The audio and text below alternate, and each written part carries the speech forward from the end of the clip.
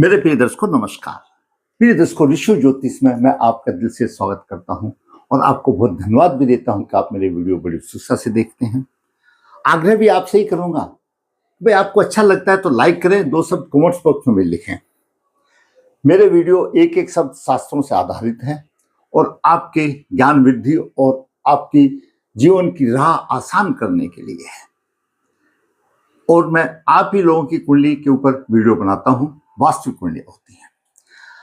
आज हम बात करते हैं कि आज का जो हमारा आधुनिक युग है, हम शिक्षा ग्रहण करते हैं, उसके पीछे हमारा भी, हमारे माता पिता का भी, अभिभावक का भी यह विचार होता है कि हमारा बच्चा पढ़ लिख करके डॉक्टर बने या इंजीनियर बने या आर्टिस्ट बने या कलाकार बने, कुछ भी बने।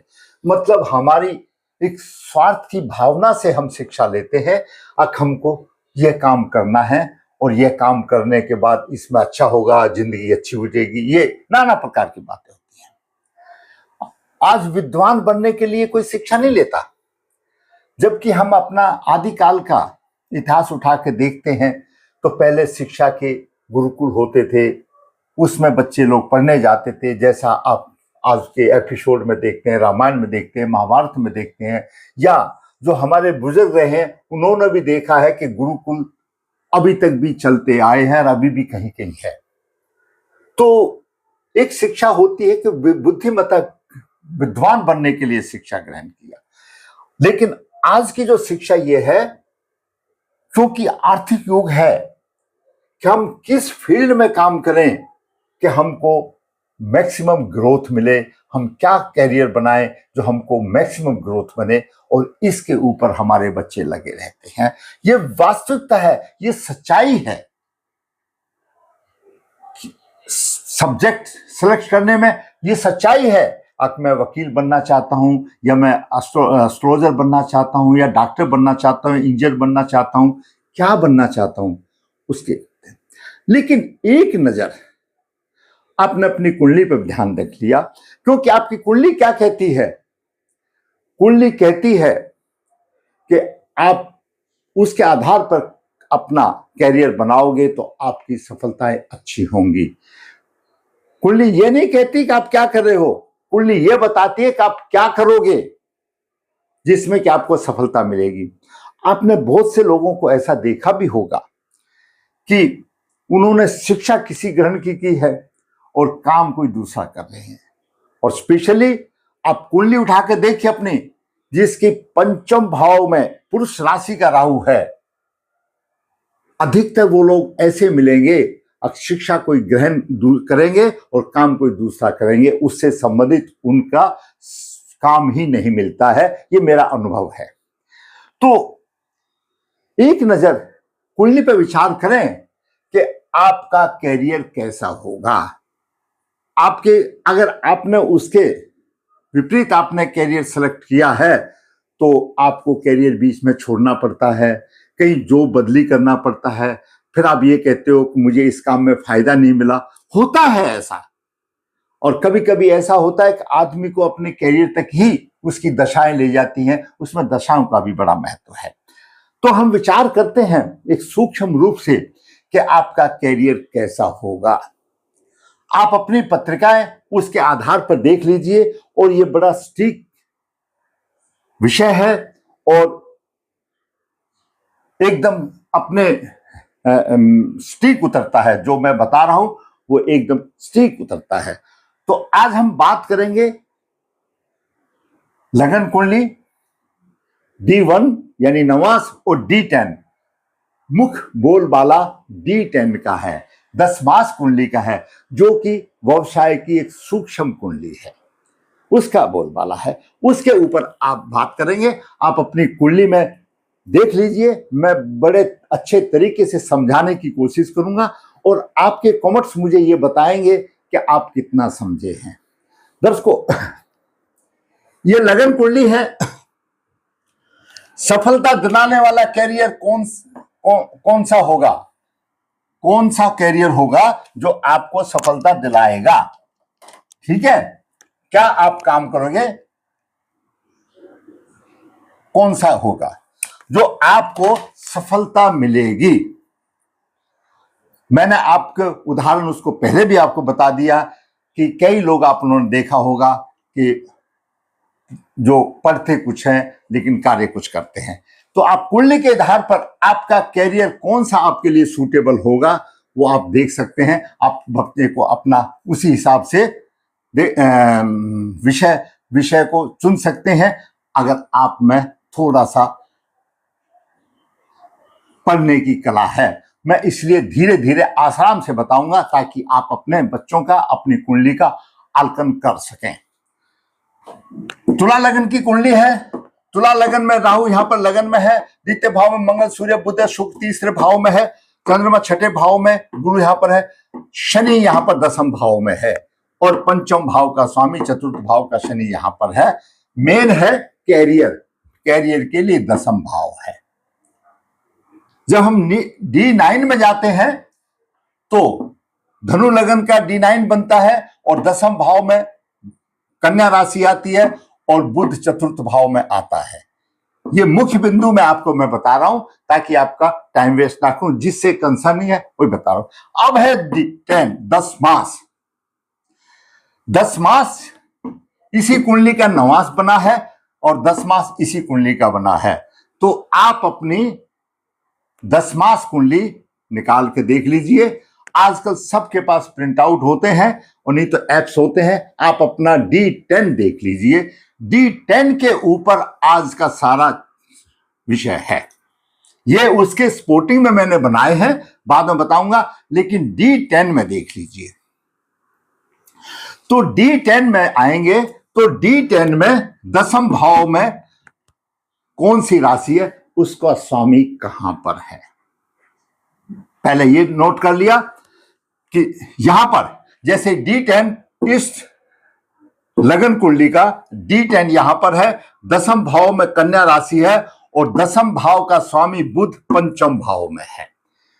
तो D10 चार्ट का दसम भाव का स्वामी कौन है, इस कुंडली के आधार पर दसम भाव का स्वामी बुध है। अभी जो ग्रह आपका बनता है उसके कारतत्व कर्म क्या है। अलग अलग ग्रह के कारतत्व कर्म है। बुध वाणी का बुद्धि का कारक है, वाणी का बुद्धि का कारक है। तो यहां पर इतना ही मैंने लिखा, वाणी और बुद्धि का कारक है बुध। आपका ग्रह कोई दूसरा भी हो सकता है। तो हर एक ग्रह के कारक होते हैं। जैसे सूर्य है, सूर्य प्रशासन का कारक है, आत्मा कारक है, पिता का कारक है। ये आगे जाएंगे तो बहन भुआ का कारक है। तो उससे हमको मतलब नहीं ना, हमको मतलब है कैरियर से। तो कैरियर संबंधित बात लेनी है। तो जो ग्रह आया वो उसका कारत्व क्या है। हर एक ग्रह के अलग अलग कारत्व हैं। गुरु जैसे ज्ञान का भंडार है तो नीति का है, जजों के लिए अच्छा है, शिक्षकों के लिए शिक्षा का कारक है। इसी तरह से तो हर एक के मंगल इंजीनियरिंग का कारक है, डॉक्टर का कारक है, शनि तकनीकी कारक है। तो इस तरह से शुक्र फोटोग्राफी का कारक है, बुध वाणिज्य का कारक है, लेखाकार का कारक है, बैंकिंग आदि का कारक है। ये सब कारक आप लोग तकरीबन जानते हैं। तो उसके कारत्व कर्म क्या है। जो ग्रह आपका दसम भाव में आया, दसम भाव का स्वामी कौन है। पहला पॉइंट, दसम भाव का स्वामी इसमें बुध है, क्योंकि बुध की राशि है, बुध है। वह किस भाव में है। बुध पंचम भाव में है। ठीक, किस राशि में है, मेष राशि में है। और किस नक्षत्र में है, ज्येष्ठा नक्षत्र में है। वो यहां से आपको ज्येष्ठा नक्षत्र मिल जाए। तो चार चीजें नोट कर ली कि आपके दसम भाव में कौन सी राशि है। पहली बात, उसका स्वामी जो बना वह आपकी 10 मास कुंडली में कहां पर है। पंचम भाव में है। किस राशि में है, मेष राशि में है। किस नक्षत्र में है, कौन से, क्यों नक्षत्र पद दिलाएगा। नक्षत्र से उसको पद प्रतिष्ठा प्राप्त होगी। और कौन सा ग्रह है उसको देखिए, उसके कारतत्व क्या है, किस भाव में है, वो भाव किससे संबंधित है। अगर मान लिया दसम भाव है, दसम भाव का क्या है, कर्म से ही संबंधित है। पंचम भाव है तो शिक्षा से संबंधित है, संतान से संबंधित है, बुद्धि से संबंधित है। तो दसम भाव का स्वामी पंचम भाव में है। पंचम भाव शिक्षा का भाव है, संतान का भाव है, बुद्धि का भाव है, प्रेम का भाव है। आगे जाएं तो कितने भी चाहे जाए तो उसको भी नोट कीजिए किसका भाव है, कौन से भाव में है।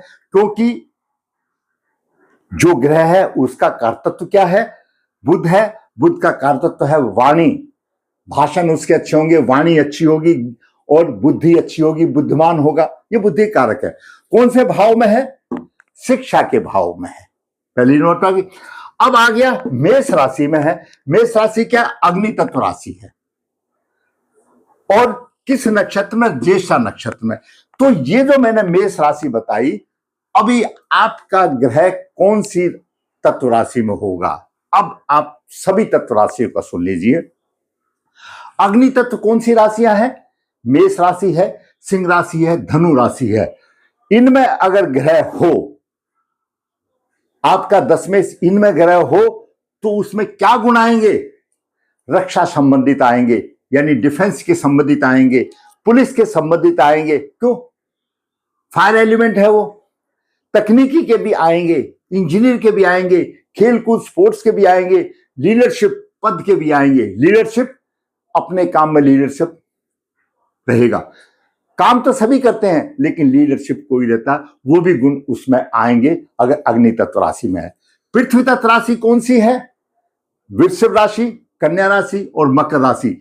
ये भूमि से जुड़ी हुई है और भूमि पे सारे ही काम होते हैं। कंस्ट्रक्शन का काम हो गया, वित्त का काम हो गया, लेखा का हो गया, अकाउंटिंग का हो गया, बैंकिंग का हो गया, बिजनेस मैनेजमेंट का हो गया, कृषि से हो गया, रिसोर्सेस डेवलपमेंट आदि हो गया, पृथ्वी से नीचे निकलने वाले आदि, ये सब गाँव जो पृथ्वी तत्व वाक्य है, तो वो से संबंधित काम की आपको पता होना चाहिए। उससे संबंधित काम होगा अगर आपका पृथ्वी तत्व काफी में होगा।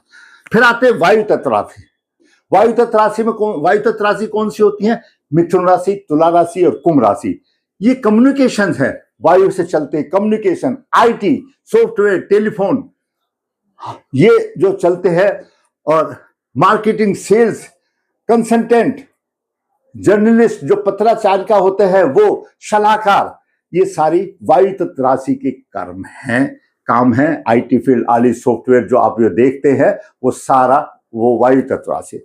फिर आती है जल तत्व राशि। जल तत्व राशि में कौन सी राशि आती है, कर्क राशि, वृश्चिक राशि और मीन राशि आती है। इनके क्या काम है, हीलिंग साइंस जैसे मेडिकल्स हो गए, डॉक्टर्स हो गए, आदि आदि आदि। और एक होती है अकलेट साइंस जिसमें एस्ट्रोलॉजी वगैरह आ जाती है, ज्योग्राफी आ जाती है, टीचिंग आ जाती है और स्पिरिचुअलिटी आ जाती है, स्पिरिचुअलिटी भी आ जाती है, टीचिंग भी आ जाती है। इस तरह से जल तत्व से जो कार्य होते हैं वो भी आ जाते हैं। तो आपका दशमेश कौन सी राशि में है, अग्नि तत्व राशि में है या पृथ्वी तत्व राशि में है या वायु तत्व राशि में या जल तत्व राशि में, और वो कौन से भाव में है। तो यहां पर हमारी तीन चीज आ गई। उस ग्रह के गुण धर्म आ गए बेसिक, उसके कारतत्व आ गए। जो भी ग्रह आपका बना, चाहे सूर्य बना, मंगल बना, चंद्रमा बना, ये भी बना, तो उसके जैसे चंद्रमा के हम लेते तो चंद्रमा भोजन का कार्य के, किसी होटल मैनेजमेंट हो सकता है, दवाइयों का भी कारक चंद्रमा, जड़ी बूटी का भी कारक चंद्रमा, तरह लिक्विड का भी कारक चंद्रमा है। इस तरह से तो कोई भी ग्रह हो सकता है। तो अपने उस ग्रह के कारतत्व क्या है, जिस भाव में बैठा है वो भाव किससे संबंधित है।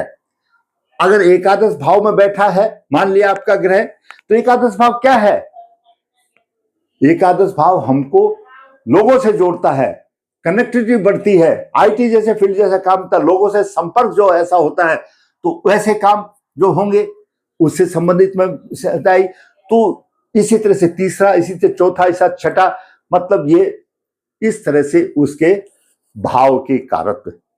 तो सबसे पहली बात, ग्रह का कारतत्व क्या है, ग्रह कौन से भाव में है, वो भाव किससे संबंधित है।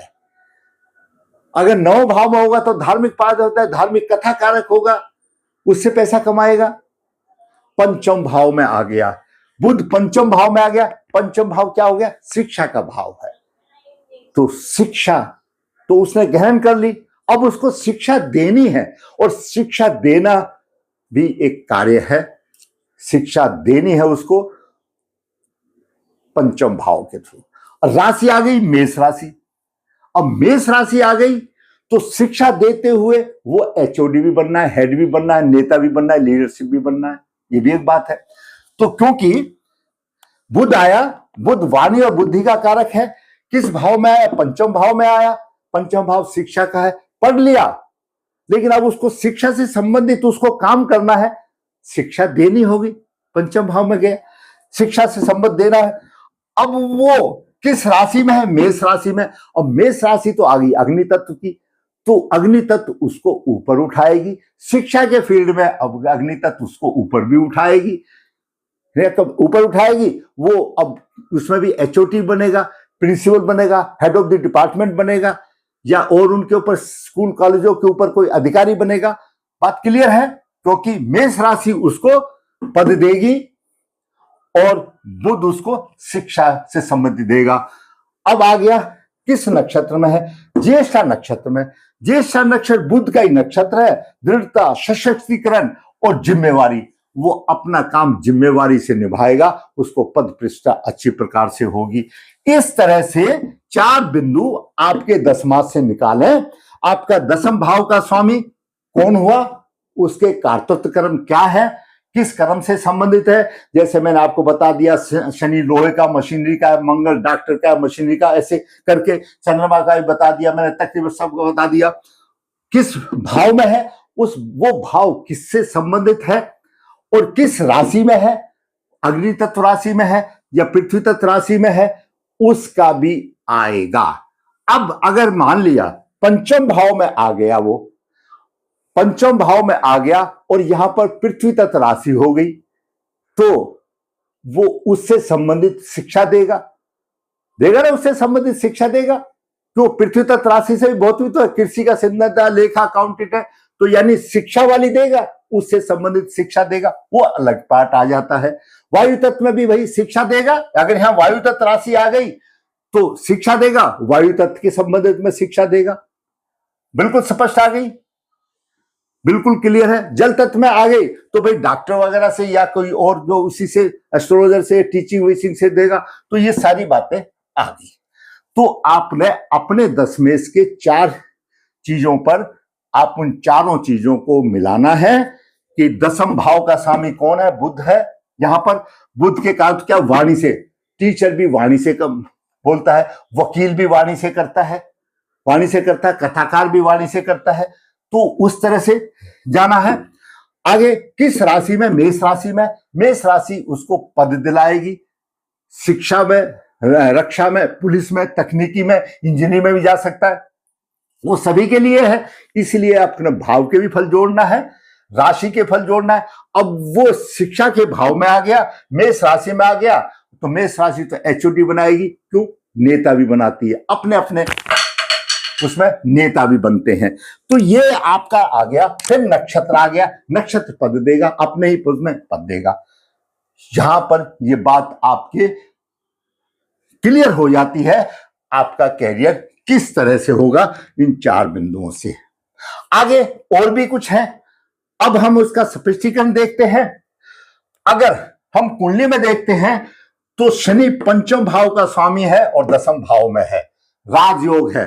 पंचम भाव शिक्षा का है। साधारण तौर हम ये कह देंगे, और यहां पर शनि की राशि है और इसको तकनीकी इंजीनियर बनाने में फायदा है। लगन कुंडली से हम यही कहेंगे, भाई उसको इंजीनियर बनाने से ये फायदा है, ये फायदा है, ठीक है, ये हम बताएंगे, सही बात है। और पंचम भाव शिक्षा का काम है, दशम भाव कर्म का भाव है, और शिक्षा से संबंध आकर के शिक्षा का भाव दशम भाव में करेगा तो शिक्षा से संबंधित करेगा। अब यहां पर नवास में हम देखते हैं तो नवास के दशम भाव में भी कन्या राशि आ गई और बुध अपनी राशि को देख रहा है, तो मतलब नवास में भी दशम भाव की स्थिति अच्छी है। सिर्फ इतनी बताई। और यहां पर शनि जो है आपका दसवां शनि कहां पर है? अपने उसमें नवास में है। और दशम भाव का स्वामी किसके नवास में है? शनि के नवास में है। और शनि यहां पर बलवान है, यानी दशम भाव का स्वामी चंद्रमा हुआ और चंद्रमा नवास में कौन से नवास में है? शनि के नवास में है, और शनि यहां पर बलवान है। यहां पर बलवंता आ गई कि भाई दसम भाव का जो स्वामी चंद्रमा है नवास कुंडली में शनि के नवास में है, और शनि बहुत अच्छी पोजीशन में है। तो यहां पर भी पॉजिटिव साइंस मिल गया, साइन मिल गया कि अच्छा राजयोग आ गया। और नवास कुंडली का दशमेश भी अपने भाव को देख रहा आ गया। अब दसमास कुंडली में दसम भाव का स्वामी बुध का आ गया, पंचम भाव में आ गया। पंचम भाव शिक्षा से संबंधित, जैसा मैंने आपको बता दिया, 4 पॉइंट ले लिए। और सोने पे सुहागा हो गया कि लगन कुंडली का पंचमेश शनि, लगन कुंडली का पंचमेश शनि उच्च राशि में होकर के यहां पर बुध को देख रहा है और आशीर्वाद दे रहा शिक्षा में। यानी ऐसी ये एक लड़की की कुंडली है, और अभी एक वाइस प्रिंसिपल जैसे स्टेटस पर है, कुछ दिन के बाद प्रिंसिपल बन जाएगी, एचओडी हो गई, अच्छी सैलरी हो गई, शिक्षा से संबंधित उसका व्यवसाय हो गया। और पंचम D1 का पंचम भाव का स्वामी भी शनि भी उसको बुध को आशीर्वाद दे रहा है, और बुध पहले ही बुद्धि का कारक है और शिक्षा के ग्रहण किया है, और मेष राशि में आ गया तो अभी उच्च पद भी मिलने वाला है। जिस डिपार्टमेंट पर रहेगी साधारण तो नहीं रह जाएगी ना। तो इस तरह से आप अपना कैरियर का आकलन करोगे तो बहुत अच्छा रहेगा और सफलता मिलेगी। दूसरा, अगर हम D10 को देखते हैं तो पंचमेश शनि दसम भाव में है, यहां पर मिल रहा है, इसकी पुष्टि यहां से अच्छी हो रही है। दसमेश चंद्रमा छठे भाव में, और दसमेश चंद्रमा छठे भाव में संघर्ष करके सेवा नौकरी प्राप्त कर ली, सरकारी नौकरी प्राप्त कर ली, सरकारी नौकरी हो गई, और लग्नेश वर्गोत्तम हो गया। लग्नेश वर्गोत्तम हो गया, जब लग्नेश वर्गोत्तम हो गया तो उच्च पद कहीं नहीं गया।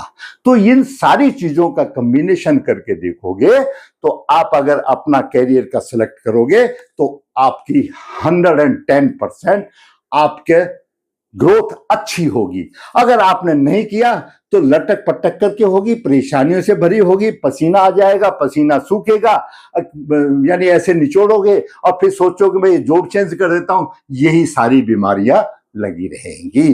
तो मैंने आज आपको बता दिया कि आपका कैरियर, आज जो हमारे बच्चे पढ़ रहे हैं वो अपने भविष्य में कुछ ग्रोथ के लिए पढ़ रहे हैं। तो इस तरह से आप विचार कर लीजिए आपको क्या मिलेगा। अगर इसके खिलाफ गए, आप ट्रैक से अलग चलेंगे तो गाड़ी टेढ़ी मेढ़ी चलेगी भाई। ट्रैक पर सही चलोगे तो आपकी सही समय पर आपकी राजधानी एक्सप्रेस सही समय पर सही जगह पर पहुंचेगी। अगर आपको मेरा वीडियो अच्छा लगा तो मैं कहूंगा लाइक करें, शेयर करें, और जिसने चैनल सब्सक्राइब है ताकि आने वाले भी अपडेट आपको मिलती रहे। धन्यवाद।